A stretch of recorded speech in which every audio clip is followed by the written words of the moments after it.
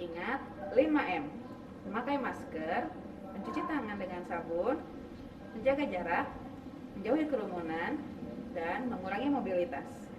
Stay safe.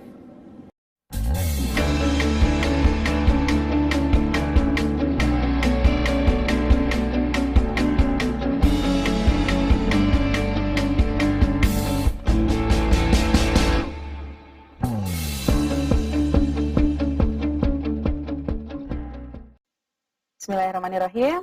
Assalamualaikum warahmatullahi wabarakatuh. Bertemu lagi dengan Ibu dalam pertemuan bimbingan dan konseling hari ini. Pada pertemuan kali ini, Ibu akan membahas tentang bimbingan karir. Sebelum dibahas lebih lanjut, Ibu mau tanya cita-cita kalian. Cita-citanya apa? Mungkin ada di antara kalian yang pengen jadi dokter, pengen jadi polisi, tentara, atau misalnya arsitek gitu kan. Itu beragam pilihan cita-cita yang mungkin tersirat di benak kalian gitu ya. Tidak salah memang ya, untuk memiliki cita-cita apapun selagi itu memang sesuai dengan keinginan kalian. Nah, akan tetapi Ibu akan bahas lebih lanjut di sini, ada mindset yang keliru dalam pemilihan karir kita di masa sekarang gitu ya. Salah satu mindset yang keliru itu yang pertama, kita beranggapan untuk mencari tempat kuliah yang sedikit peminatnya, akan tetapi mudah untuk mendapatkan lapangan pekerjaannya. Nah, pertanyaan seperti itu banyak saya terima gitu ya dari kalian, Bu, jurusan apa sih yang sedikit peminatnya tapi lapangan pekerjaannya gampang atau mudah gitu ya. Secara logika, kalau lapangan pekerjaannya mudah, tentu akan banyak peminat di jurusan itu gitu kan. Tak mungkin kalau yang kerjaannya gampang tapi jurusan kuliahnya sulit gitu. Nah, begitupun sebaliknya. Kalau yang pekerjaannya sulit, itu biasanya sedikit peminatnya. Jadi itu komposisinya seimbang.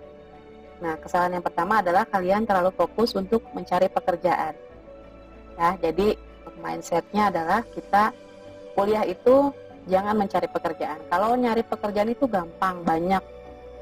Di rumah itu pekerjaan tuh cuci piring itu kerjaan, ngelap kaca itu kerjaan, terus cuci baju itu kerjaan. Pokoknya kalau nyari kerjaan tuh banyak, nggak usah kuliah. Di rumah juga banyak kerjaan gitu ya.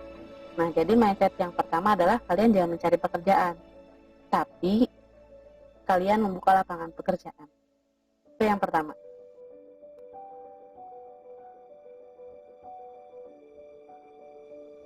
Nah, untuk kekeliruan mindset dalam pilihan karir yang berikutnya adalah kita memasuki jurusan tertentu atau perguruan tertentu itu tidak sesuai dengan minat. Artinya apa? Mungkin banyak faktor di sini. Bisa jadi karena keinginan orang tua atau mengikuti tren, ikut-ikutan tren gitu ya, atau misalnya kita ikut teman gitu ya, karena teman dekat kita masuk jurusan A, kita pun ikut karena pengen tetap bareng sama dia gitu ya. Itu salah satu kekeliruan dalam mempertimbangkan pilihan karir. Seharusnya jika kita memilih jurusan dalam perkuliahan itu, kita harus sesuai dengan minat kita. Ya, harus sesuai passion kita. Apa itu passion? Jadi passion itu adalah ketika sesuatu yang kita sukai, kita akan melakukan banyak kelebihan atau banyak mengalokasikan waktu untuk melakukan kegiatan kita tersebut. Misalnya, seorang fotografer misalnya. Orang yang senang dengan foto-foto, mereka akan banyak meluangkan waktu untuk mengambil gambar atau mengambil foto. Lalu dia ngedit gitu kan.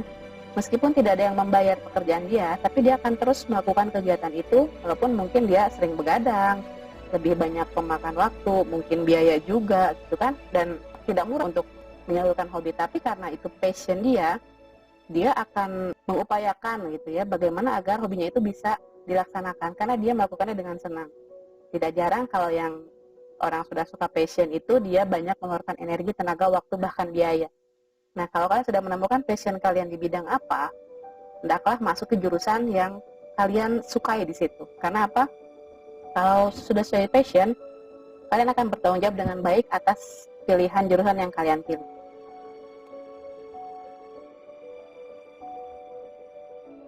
Pertimbangan mindset yang keliru berikutnya adalah kita selalu menunggu keadaan menjadi lebih baik.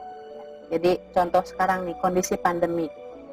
Di awal pandemi kita masih mengharapkan keadaan berubah baik dengan cepat gitu ya. Mungkin 3 bulan ke depan setelah awal pandemi itu akan membaik, tapi ternyata sekarang sudah setahun gitu ya selama pandemi, ternyata keadaan masih seperti ini.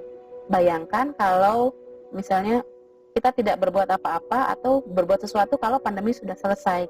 Sedangkan kita tidak tahu pandemi itu kapan akan berakhir, kita masih belum terbayang gitu kan. Entah mungkin sebulan, 2 bulan, atau setahun 2 tahun gitu ya. Jadi kuncinya adalah jangan menunggu keadaan membaik ya. Jadi pilihan karir kita, apa yang bisa kita lakukan dalam kondisi apapun, kita bisa berbuat apa, lakukan. Jadi jangan menunggu keadaan berubah, tapi buatlah diri kita berubah mengikuti apa yang sedang terjadi sekarang. Kira-kira peluang apa sih yang bisa ditangkap ketika pandemi seperti ini gitu kan? Kita harus pandai melihat peluang, bahwa sekecil apapun peluang yang ada di depan mata kita bisa ambil. Dan daripada menunggu pandemi selesai, lebih baik kita berbuat sesuatu sama pandemi ini. Kuncinya apa?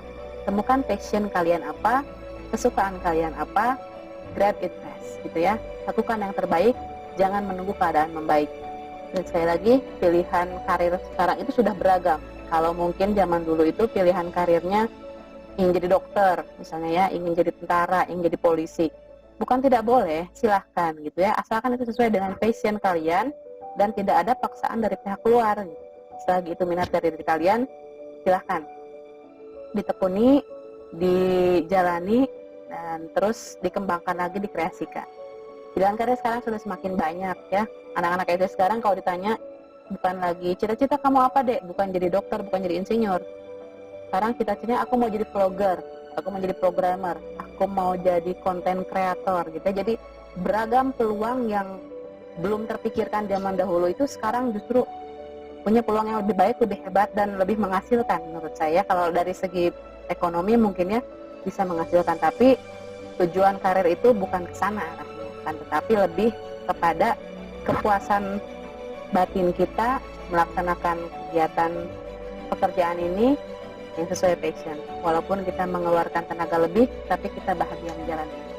Nah, itu pilih karir yang tepat. Pastikan kita sudah punya gambaran yang pas.